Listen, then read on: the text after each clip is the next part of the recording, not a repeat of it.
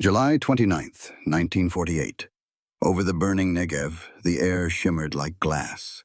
Below, the desert stretched in endless waves of dust and silence. And through that silence, a single engine coughed. Uneven, dying, defiant. The plane limped northward at barely 200 knots. Its wings trembling with every gust, paint blistered, exhaust leaking smoke. One gun jammed, one wheel half-locked. To anyone watching from the ground, it looked doomed. But this machine, an Avia S-199 patched together from the wreckage of others, was not retreating. It was bait. The pilot, a young man with sand-cracked lips and eyes hidden behind scratched goggles, kept his altitude low. Sweat trickled into his collar. The cockpit smelled of oil and metal and burnt hope.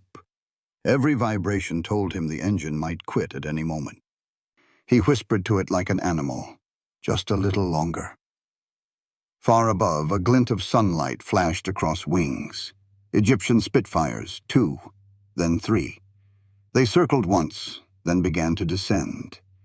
Predators, confident and methodical. The radio in the Avia crackled faintly. One word came through: contact. It had taken weeks to set this moment. The Israeli airfield at Ekron had almost nothing left. 2 working aircraft, 3 engines held together by wire, and a handful of pilots flying more on nerve than skill. The Egyptian Air Force dominated the skies, strafing convoys, bombing villages, hunting supply lines at will.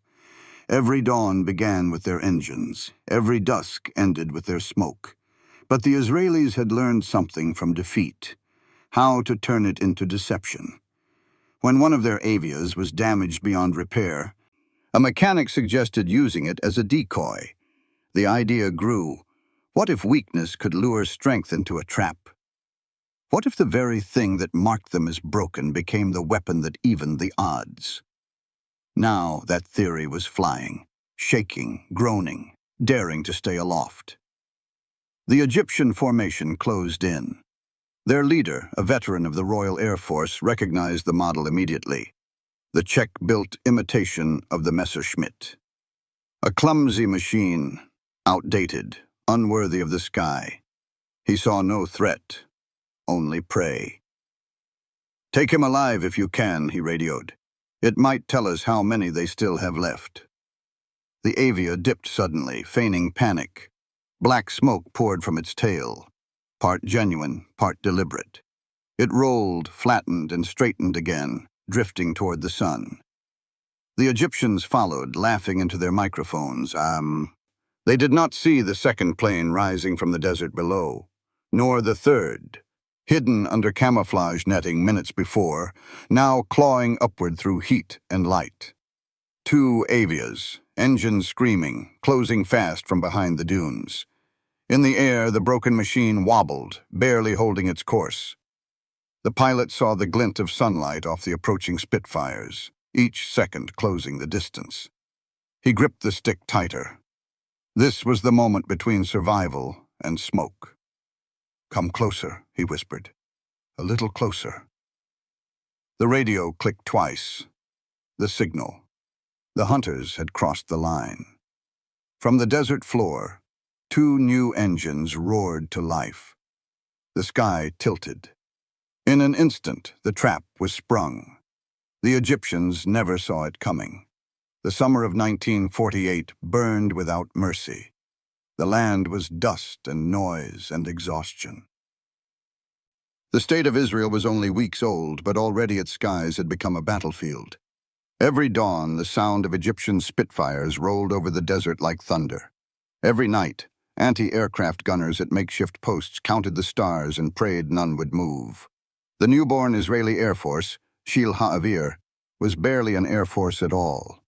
4 planes at the beginning. No radar. No spare parts. Pilots who spoke 6 languages and shared one fear: that the next flight might be the last. Their aircraft were Czech-built Avia S-199s, modified from the frame of the German Messerschmitts that had once hunted over Europe. The irony was bitter, but in war, irony never mattered. The Czechs sold them cheaply, desperate for money, indifferent to performance. The Avia was a beast no one loved. Its engine mismatched, its propeller torque savage, its guns unreliable. The mechanics called it the Mule. Pilots used harsher names. It killed its own as often as its enemies, yet it was all they had. When the first four arrived from Czechoslovakia in May, they were treated like holy relics. Men stood in silence as the crates were opened, as though watching prophecy unpacked in grease and steel. Across the border, the Egyptian Air Force was a mirror image of British discipline, organized, trained, and supplied by the empire that still ruled the seas. Their Spitfires were newer, faster, flawless. Their pilots were veterans, some Egyptians, others mercenaries from the RAF or Luftwaffe. They flew with certainty, knowing the air belonged to them. The imbalance was complete. Every map, every calculation, every number favored the invader. And yet, the war refused to follow logic. At Ekron Airfield, a stretch of cracked runway and sandbags, mechanics scavenged wreckage for miracles. Wings from one plane were welded to another. Oil was filtered through cloth. Guns were cleaned with cooking oil. Pilots slept in cockpits because there were no barracks, ate from tins because there were no mess halls, and took off each morning not knowing if they would land again. Commanders rationed fuel like blood. Every sortie mattered. Every bullet was counted. The orders were simple. Fly when you must, fight when you can, live if you're lucky. And still, they flew. From the first days of the war, Egypt's air attacks had terrorized the population. Spitfires strafed roads filled with refugees. Bombers struck bridges and water lines. Tel Aviv itself was hit. The city's central bus station reduced to dust, its streets littered with glass and silence. The people had no shelters, no sirens, no defense but faith. The Israeli pilots carried that weight with them. When they looked down from the cockpit, they saw not battlefields, but homes. Not targets, but survival. The first victories came not from superiority, but from surprise. Lone missions that struck columns of Egyptian armor near Ashdod, or supply convoys crawling up the coast. Each success was measured not in territory, but in hours of reprieve.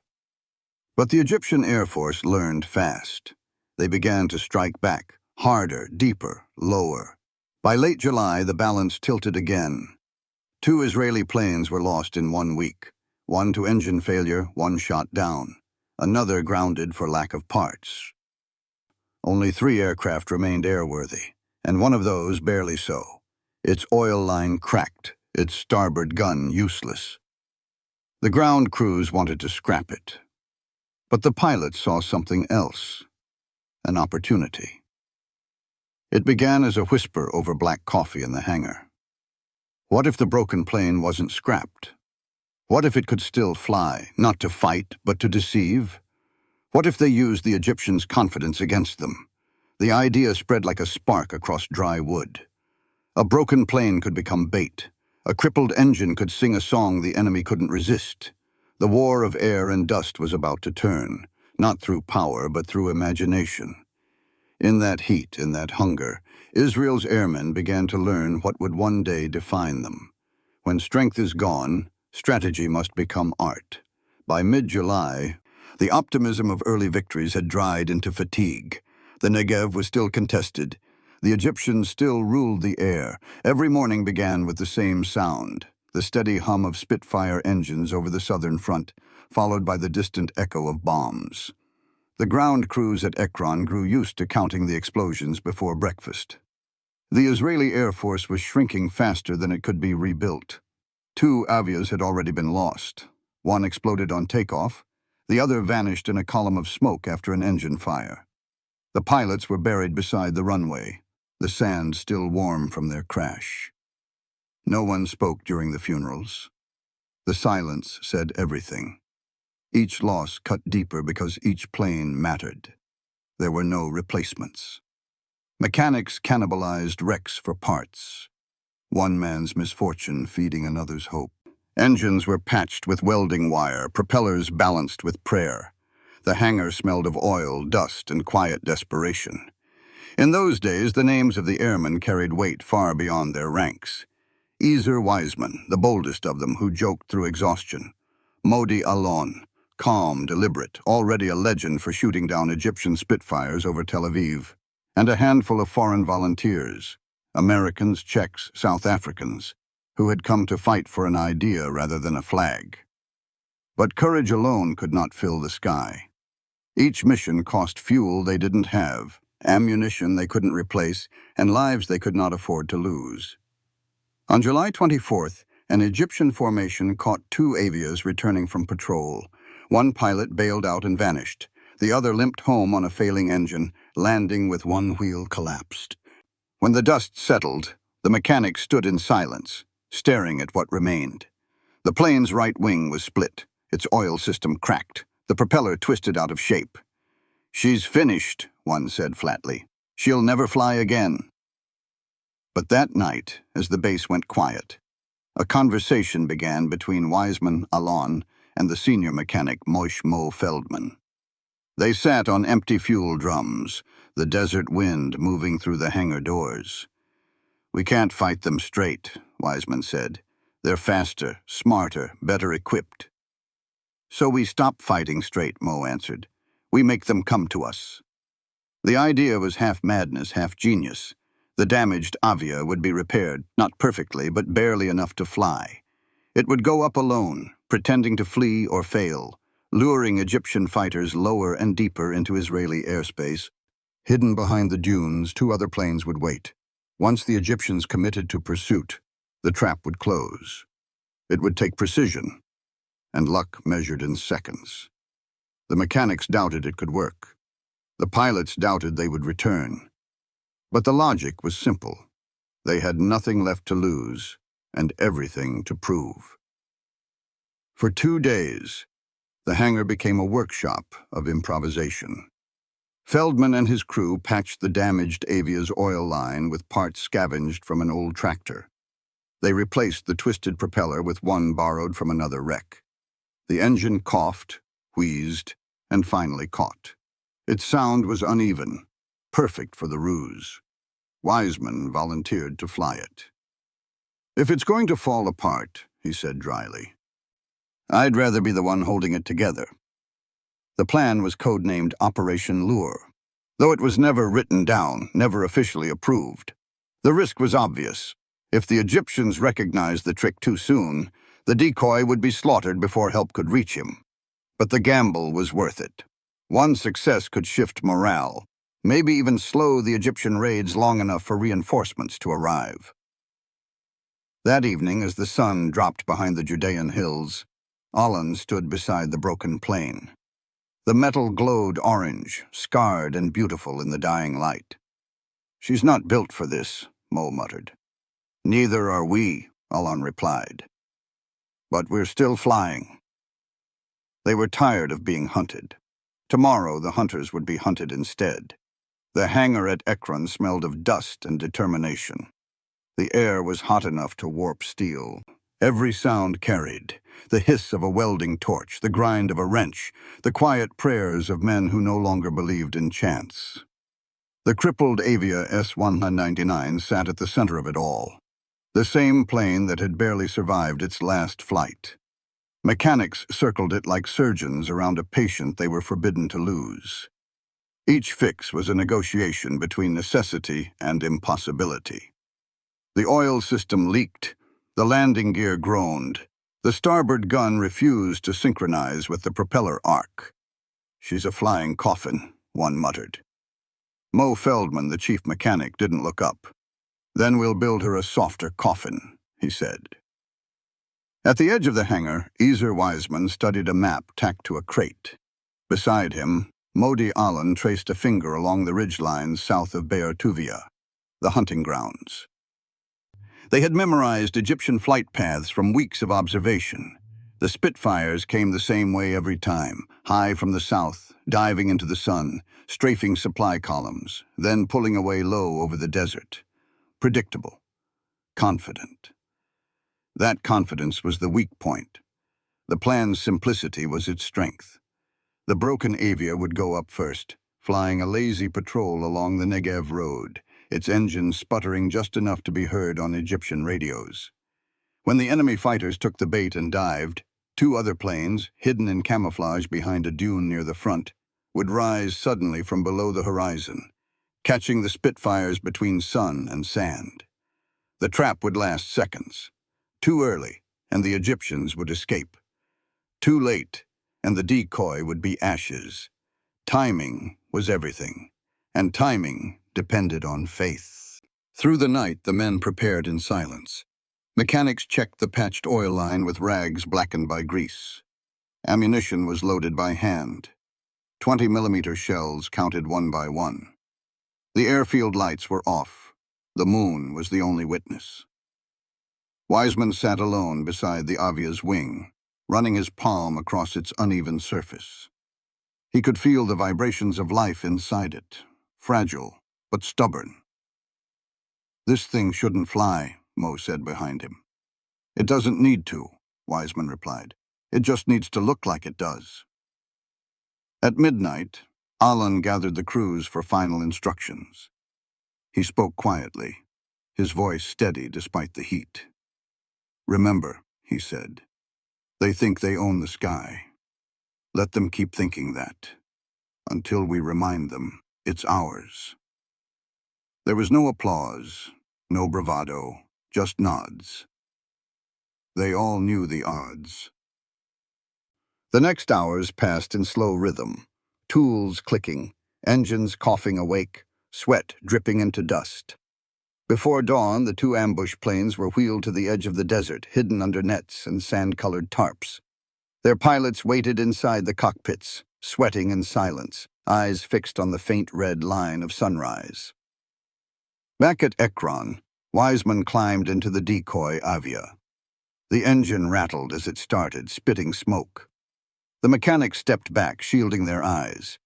It sounded like a dying animal, uneven, metallic, half alive. Perfect. He taxied slowly down the runway. As the wheels lifted, the plane seemed to hesitate, then caught the air, trembling like a leaf in wind. The men below watched until it disappeared into the haze. Mo exhaled through his teeth. "If that thing comes back in one piece," he said, "I'll believe in miracles again." On the radio, the signal came through minutes later. "Decoy airborne. Heading south." Far across the desert, Egyptian Spitfire patrols were already forming. Pilots in clean khaki uniforms sipped water, checked their ammunition, unaware that today's hunt had been designed for them. Their intelligence officers had intercepted Israeli chatter about a damaged Avia limping on patrol. They smiled at the news. Easy prey. By sunrise, the trap was in motion. The desert shimmered gold. The air pulsed with heat and anticipation. In the shadow of the dunes, two Israeli pilots waited in absolute stillness, hands on throttles, eyes on the sky. The broken plane would lead the enemy to them.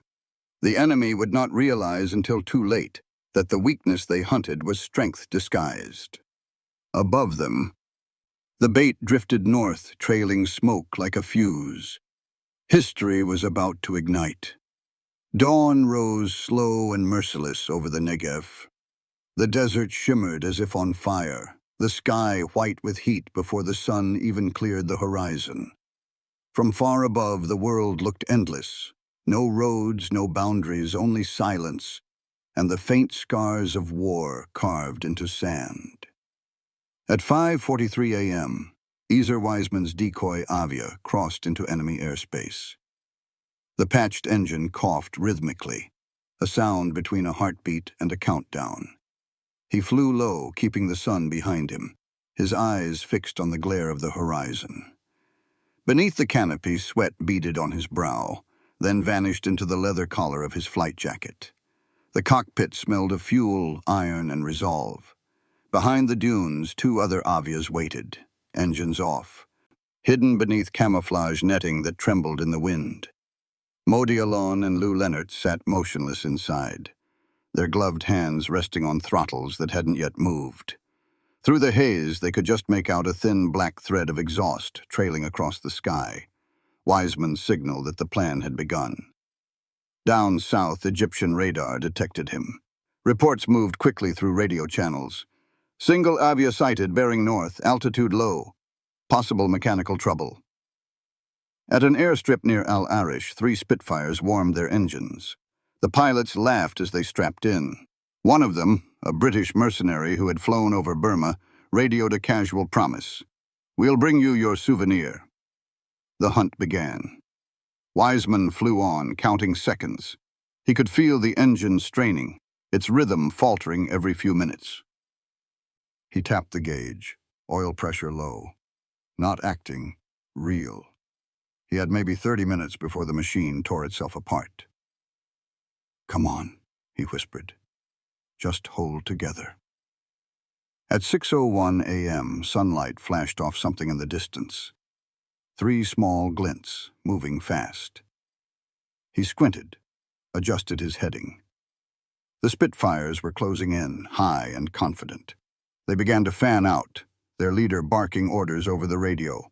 "1 takes high, 2 low, he's finished either way." Weizman pretended not to notice. He wobbled his wings, dipped slightly, venting more smoke by opening the fuel line. The Egyptians accelerated. One fired a warning burst, tracers streaking past his canopy like falling stars. He rolled clumsily, perfectly imitating panic. The trap was working. Down below, Alon and Leonard heard the static of Egyptian transmissions. Mo Feldman's voice came faintly through their headsets. "Contact confirmed. Wait for the call." They waited. Every second was measured. Dust filled the cockpits, sticking to sweat and skin.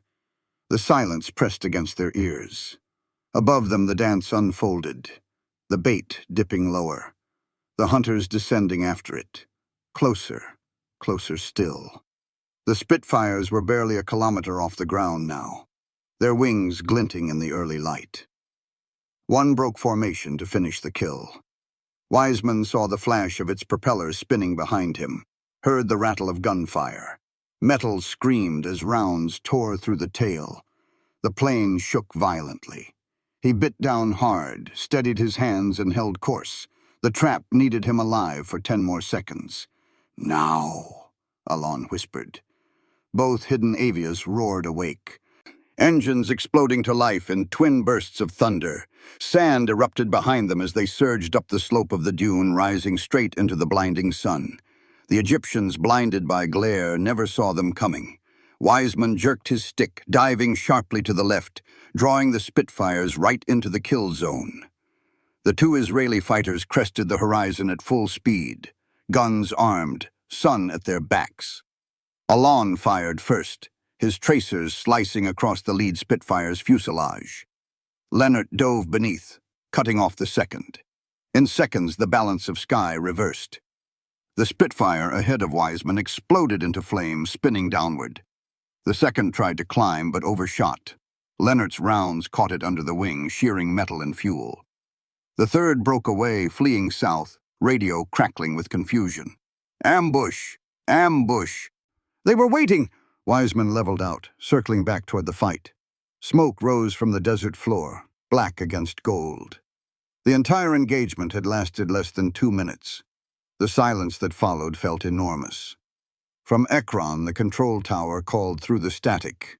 "Report status! Repeat! Report status!" Alon's voice came first, calm but rough. "Trap sprung. 1 enemy down, 1 retreating."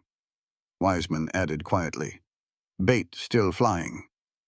In the hangar, miles away, the ground crews cheered. Not loud, but fierce. Their joy sharpened by disbelief. The desert wind carried the sound of victory, brief, fragile, and real. For a moment, the sky stood still, an empty canvas painted in smoke and sunlight. Then movement returned, sharp and furious. Weizman's Avia staggered through the air, its fuselage bleeding oil, its propeller whining like a dying engine. Behind him, the first Spitfire was gone, a black spiral of flame disappearing into sand. The second circled desperately, its pilot trying to break free, unaware he was already boxed in. Alon and Leonard closed from opposite angles, two hunters where once there had been prey. The Egyptian pilot dived, banking hard to the left. Dust exploded below him as his rounds cut into the desert. He tried to climb, to escape into the sun, but Alon was faster. The Israelis' cannon jammed once, then cleared with a violent kick. Two short bursts, red tracers tearing through metal. The Spitfire jerked, rolled, and split apart. A parachute blossomed, small and white against the glare. It was over. In under 3 minutes, 3 Egyptian fighters had been turned into wreckage and wind. Weizman steadied his crippled aircraft, leveling at low altitude. His hands shook. Every vibration felt fatal. He could smell burning rubber from the bullet holes in his fuselage. The altimeter was dropping too quickly. The oil pressure needle lay flat. "Just a few more minutes," he whispered to the machine. Alon's voice came through the static. Broken, urgent. "Ezer, your engine's dying. Head north. We'll cover you." "I'm fine," Weizman lied. "Just fine." He wasn't. The plane coughed, shuddered, and began to lose power. He eased back the throttle, coaxing it toward friendly territory. Behind him, Alon and Leonard circled, watching their decoy limp home. From the ground, soldiers at Bayer Tuvia watched the smoke trails cut the sky like signatures. They didn't know the details, only that the roar of Egyptian Spitfires had gone silent. For the first time in weeks, the horizon was theirs, but victory carried its price. As Alon pulled up from his final turn, a flash of metal streaked across his canopy. A fourth Spitfire, unseen, waiting high above the fight. The trap had snared its prey, but one hunter had remained unseen. Bullets ripped through Alon's left wing. The plane rolled violently. He fought to control it, pulling hard against the spin. For a second, the aircraft steadied. Then the engine flared and failed. Smoke filled the cockpit. He had seconds. Through the haze, Alon caught sight of the desert floor. Empty. Endless. Indifferent. He reached for the canopy release, but the lever jammed. His final words, transmitted in a breathless whisper, came over the radio. "Tell them." It worked. The Avia struck the sand in a burst of fire and dust. Silence followed, deep and absolute. Leonard and Weizman circled the crash site until their fuel ran low, eyes fixed on the black mark below. When they finally turned north, neither spoke. At Ekron, mechanics waited along the runway, shielding their eyes against the glare. They saw one plane returning, Weizman's broken decoy trailing smoke like a wounded bird. As it landed, the engine seized completely, coughing its last breath before dying in a cloud of dust. The men ran forward, cheering, laughing, crying all at once. When they asked where Alon was, Weizman simply pointed south. The hangar fell silent again. The next morning, before dawn, a small jeep left the base with 3 men and a stretcher. They drove through the desert until they found the wreck, metal twisted, wings buried in sand. They covered what was left of Alon in a flag sewn from parachute cloth. It wasn't ceremony. It was gratitude. Back at Ekron, the damaged Avia sat alone in the hangar. Mechanics touched its pitted fuselage with reverence. "She shouldn't have flown," one said quietly. But she did. News of the ambush spread across the country within days. Egyptian radio denied the losses. British advisors called it impossible. Yet the evidence was undeniable. 2 destroyed Spitfires and a 3rd pilot missing. For the first time, Israel had not only survived the air war, but dictated it. The broken plane, patched and trembling, had rewritten the balance of the sky. And though one pilot never returned, his plan would become doctrine. A lesson burned into the soul of a nation that had learned how to turn ruin into strategy. In the desert below, the wreck of Alon's plane cooled in the morning wind. The sand shifted around it, whispering a single truth that only the living could hear. Even in loss, they had won. By noon, the desert had grown silent again, the kind of silence that comes after thunder. The ambush had worked. The Egyptian Air Force had withdrawn for the day. But back at Ekron, the taste of victory was bitter. The hangar doors were open to the wind. Mechanics moved slowly, their faces drawn. The wreck of the decoy Avia sat at the far end, its wings peppered with bullet holes, its propeller frozen mid-turn. The men spoke in low voices, their words heavy as dust. When Ezer Weizman climbed down from the cockpit, his legs almost gave out. The heat, the adrenaline, the fear, all of it drained at once. Mo Feldman caught him by the arm. "You did it," he said softly. Weizman looked at him, eyes red. "Not all of us." The jeep returned just before sunset. The body of Modi Alon was wrapped in canvas, the flag of the fledgling state laid gently across his chest. No ranks, no medals, only the silence of men who understood what he had given. The pilots carried him to a small rise overlooking the airfield. There was no priest, no speeches, just the wind, the hum of distant engines, and the rustle of desert grass. When the burial ended, the sun was a red wound on the horizon. Weizman stood beside the grave long after the others had left. The engine oil from his flight suit had mixed with sand, darkening to the color of blood. "He said it worked," someone whispered behind him. "Yes," Weizman answered, "and that's why it hurts." That night, the base remained awake. Mechanics stripped the wrecked Avia for parts. One wing to reinforce another plane, the damaged gun to be retooled, the oil line replaced and tested. Even in loss, the cycle continued. Every aircraft was both monument and necessity. On the radio, Cairo broadcast a different version. 3 Israeli aircraft destroyed, Egyptian Spitfires victorious. The pilots at Ekron listened in silence, then turned the volume down. They didn't need the world's validation. The world hadn't seen what they'd seen. 2 Spitfires burning in the sand, 1 pilot falling with his own trap, and a people learning that survival would never be clean. In the commander's tent, Weizman met with the operations officer. Maps were spread across a table lit by a single lamp. "They won't come that low again," the officer said. "They've learned." Weizman nodded. "So have we." The loss of Alon marked a turning point. He was the symbol of audacity, the man who had first defended Tel Aviv, the one everyone believed invincible. His death shattered that illusion, but in its place grew something quieter, stronger: endurance. The men understood now that victory wasn't about glory. It was about persistence. Letters were written that night. Short, unsteady lines scrawled onto scrap paper. Some addressed to families back in Jerusalem, others to names with no return address. The censors wouldn't approve them, but the act of writing was its own confession, that courage and grief often shared the same heartbeat. By morning, the sun rose over a changed airfield. The sand around the runway was littered with fragments of metal, the remains of the ambush already half buried by the wind. The broken Avia was gone, dismantled into silence. But in its absence, something larger remained, a memory that outlived steel.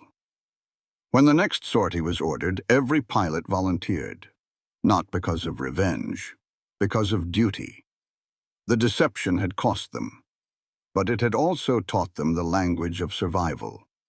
Adapt, disguise, endure. Later, when journalists visited the base weeks after the battle, they asked about the ambush, about how such an outnumbered force had outwitted superior pilots. Weizman's answer was quiet, almost weary. "It wasn't strategy," he said. "It was necessity wearing courage's face." The price of deception was high, one life for a fleeting edge in a war that had no mercy. But from that day on, Israel's airmen carried a new kind of faith, not in machines, not in numbers, but in the mind's ability to turn defeat into design. They buried their dead in sand and kept flying. Because the only answer to loss was movement, and the only proof of survival was the sound of wings. The Negev returned to stillness. The air that had screamed with engines now drifted soft and empty over dunes that glowed white in the heat.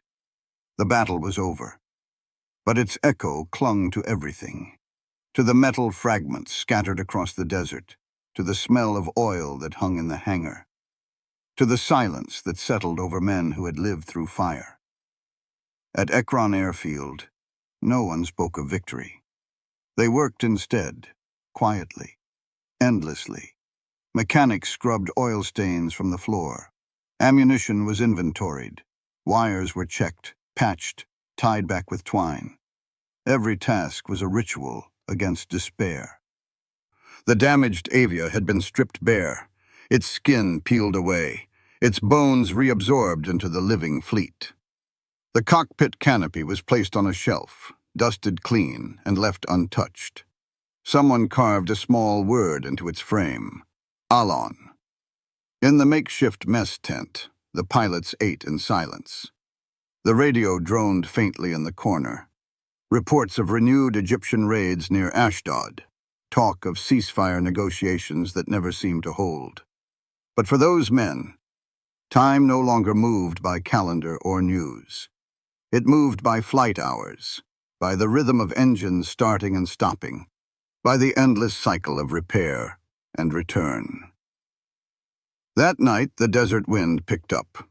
The hangar doors rattled softly. Weizman walked the runway alone, the stars cold and indifferent above him. He paused where Alan's plane had taken off days earlier, the faint tire marks still visible in the sand. He crouched, tracing them with his fingers, the gesture half prayer, half memory. The moonlight caught the horizon, silvering the dunes. In that pale glow, the desert looked almost peaceful, as if the war had been only a rumor. But the ground still held its secrets: shells buried under dust, fragments of wings, the outlines of where men had fallen. Inside the hangar, Mo Feldman and his crew worked through the night on another Avia, the last fully operational one. Its engine was temperamental, its right aileron warped, its frame tired from too many sorties. Still, they prepared it for dawn. "The planes don't care," Mo muttered. "They just want to fly." Weizman returned just before sunrise. He didn't speak. He picked up a rag and helped tighten a bolt under the engine cowling. The others pretended not to notice. Among pilots, grief had no language, only gestures. By morning, the base hummed again. New missions were briefed: reconnaissance near Beersheba, escort for supply convoys. The war went on as wars always do. Yet something had shifted, invisible but real. The men who climbed into their cockpits now carried more than orders. They carried inheritance. They had learned that survival was not luck, not even courage, but continuity. In Tel Aviv, newspapers published the first accounts of the ambush.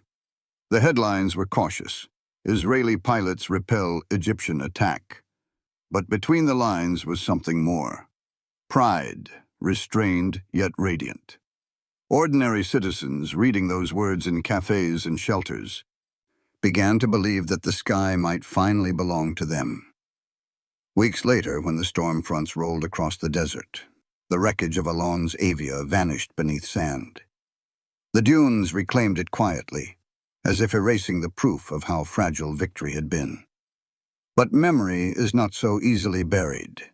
The men of Ekron carried it with them, in the smell of oil on their hands, in the way their engines trembled on takeoff, in the silence that followed every safe landing.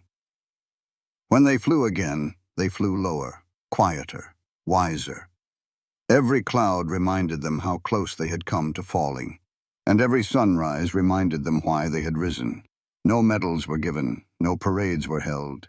Just another dawn, another mission, another promise kept in the dust. Because wars are not won by the noise of triumph, but by the quiet that follows it, when men return to their posts, their losses heavy, but their resolve unbroken. And over the Negev that morning, only one sound remained: the soft hum of engines rising again from the sand. The news traveled slowly at first. A rumor carried on the desert wind, then whispered through the tents of intelligence officers, then coded into cables bound for Cairo and London. Within days, it reached every command desk across the Middle East. 3 Egyptian Spitfires downed by obsolete Czech Avias, 1 Israeli lost. The reports were met with disbelief, then anger, then quiet recalculation. In Cairo, the Egyptian Air Force refused to believe it. Mechanical failure, their generals insisted. The Israelis were lucky. British advisors stationed at Al Arish disagreed. They had studied the engagement reports. The gun camera footage recovered from a damaged Spitfire. What they saw unsettled them. A deliberate lure, a perfectly timed ambush. This was not luck. It was design. The Royal Air Force analysts at Habaniya examined the incident in detail. Their conclusion was simple. These pilots are learning faster than their equipment allows. They understand initiative, deception, and risk. They will not fight conventionally, because they cannot. It was meant as warning. It became prophecy. At Ekron, the pilots never saw the memos, but they felt the shift. For the first time, the enemy hesitated. Egyptian patrols flew higher, wary of low engagements. Their attacks grew cautious, their formations wider. The air war, once dominated by certainty, now lived in the shadow of doubt. And doubt was a weapon as sharp as any bullet. Weizman saw it in the way their own missions changed, no longer reacting. They were setting terms. The Avias were still slow, unreliable, dangerously flawed, but they now carried an aura of unpredictability. The Egyptians began calling them ghost planes. Commanders in Cairo claimed they must have hidden American support, perhaps radar, perhaps new tactics learned from the RAF itself. None of it was true. The truth was simpler. Desperation had become doctrine. Back in Tel Aviv, military headquarters recognized the psychological value of the ambush. The operation was classified, but the story leaked anyway. Retold by mechanics, exaggerated by soldiers, reshaped by rumor. Within weeks, it had become legend. A broken plane that lured its enemies to destruction. A pilot who sacrificed himself to prove the impossible could still be done. For a nation barely born, it was the story they needed, not propaganda. Faith. British intelligence in Jerusalem warned London, the recent success of the Jewish air units will embolden further operations. Their morale has surpassed their means. Their strength lies not in numbers, but in belief. The Foreign Office dismissed the report as emotional exaggeration. But the men in the field knew better. They had seen what belief could do. In Cairo's officers' mess, the surviving Egyptian pilot, the one who escaped the ambush, sat silent as his superiors argued. They blamed tactics, equipment, weather. He said nothing. When finally asked what happened, he answered quietly, "We chased a dying bird. It killed us before it fell." For the Israelis, the ambush became blueprint. Deception was no longer an act of desperation. It was strategy. Every engagement thereafter carried traces of that lesson. Fake transmissions, decoy convoys, aircraft painted in enemy colors to confuse radar. Weakness turned weapon again and again. The lessons from Ekron spread far beyond its cracked runways. The airmen who survived that summer would go on to form the backbone of Israel's future air doctrine. Precision over power, cunning over numbers. Every training manual, every flight syllabus in later decades would carry echoes of that first deception in the sky. In the weeks after the ambush, new planes arrived. Spitfires purchased secretly through Czechoslovakia. They gleamed on the tarmac like promises. But even as the pilots marveled at them, they looked back toward the hangar where the old Avia had stood.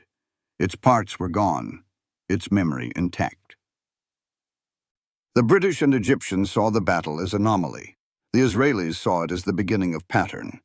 Proof that survival depended not on what one owned, but on how one imagined. And across the Negev, the sky, once a place of fear, had become for the first time a field of opportunity. Because in war, It isn't the machine that defines the man. It's the man who teaches the machine what courage means. Years later, when the war was long over and the desert had reclaimed its silence, the veterans would look back on that morning and call it the day Israel learned to fight with imagination. The world saw it as a skirmish, 3 planes downed, 1 lost. But for those who had lived it, it was the moment when survival became an art form, when fragility turned into strategy. The Avia S-199 never earned respect in history books. It was a relic, a compromise, a German design rebuilt in Czech factories, sold cheap to a nation still bleeding from birth. Its controls were heavy, its engine temperamental, its guns unreliable. Yet from that broken machine, a new kind of warfare emerged, one that did not rely on superiority, but on audacity. For Ezer Weizman, the memory stayed sharp. The shaking cockpit, the engine's dying rhythm, the flash of sunlight off enemy wings. Years later, as commander of the Israeli Air Force, he would tell new pilots, "You must always be smarter than your aircraft." He never mentioned Alon by name, but every man in the room knew who he meant. Modi Alon's grave still overlooked the Negev. The sand around it shifted with the wind, but the inscription never faded. He fought the impossible and made it obey. His death had not been in vain. It had given shape to the creed that would define the Israeli Air Force for generations. Speed, surprise, deception, born not in triumph, but in necessity. At Ekron, the hangar where the broken Avia once stood was eventually rebuilt. New planes came, Spitfires, Mustangs, Meteors. Engines purred where once they coughed. But even as the technology changed, the airmen kept a piece of the old fuselage bolted above the door, a reminder of the moment when courage replaced horsepower.